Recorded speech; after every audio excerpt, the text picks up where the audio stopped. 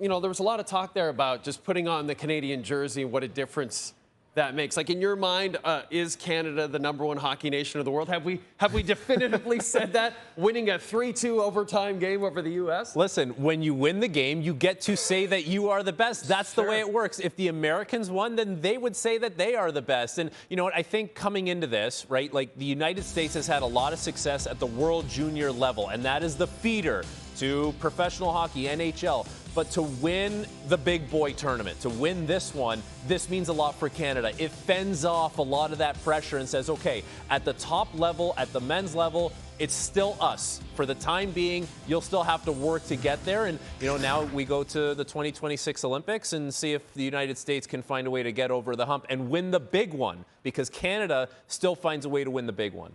I'm curious about the 2026 Olympics. I know it's going to be exciting. There's not going to be the same level of physicality, obviously. Yeah. IIHF. Well, exactly. That's what was so intriguing about this. And I don't even know if we realized it until we got into it. Yes. And it's like, wait a second. These are NHL rules, but with all the intensity and all the passion of representing your country, which made for a really unique tournament. And the NHL really knocked it out of the park. Okay, Connor McDavid scores the winner. It's almost like it was preordained somehow. This was supposed to be his moment, and he looked really good at times in this tournament, and he looked okay at times in this tournament.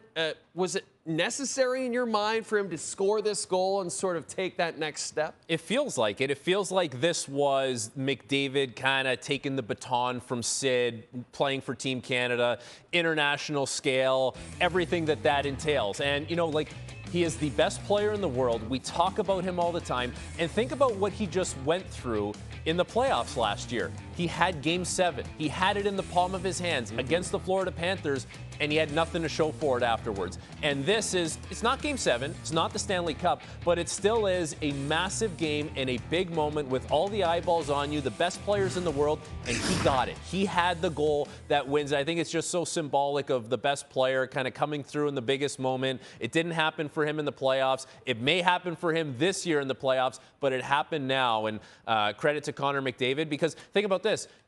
This is all the best players. Yep. Everyone's focusing in on Connor, and it's like lines 1 through 4. Those are guys that on their teams are playing against this guy. So it's not exactly easy for him to find time and space. He found just enough to pot the biggest goal. It was incredible. And I want to ask you about Jordan Binnington, because, yes, I know Connor McDavid was the player of the game. But Jordan Binnington, they do not win this game without Jordan Binnington. No, this game is over 4 separate times without Jordan Binnington in the net, and he outplayed Connor Hellebuck.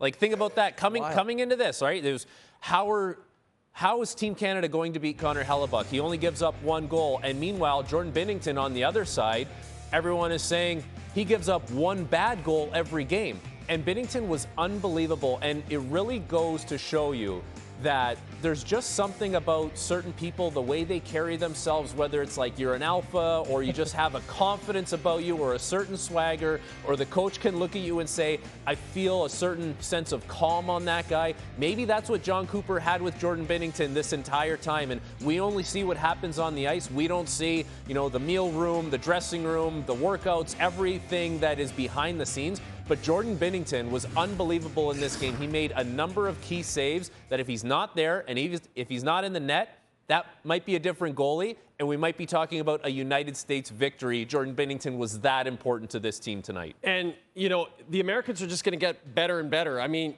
their young defensemen like Slavin was incredible in this game. Brock Faber looks incredible. They're really coming here. So when you talk about the Canadian roster, we've talked about things we would do differently. How would you like to see it change as we head to 2026? It's interesting.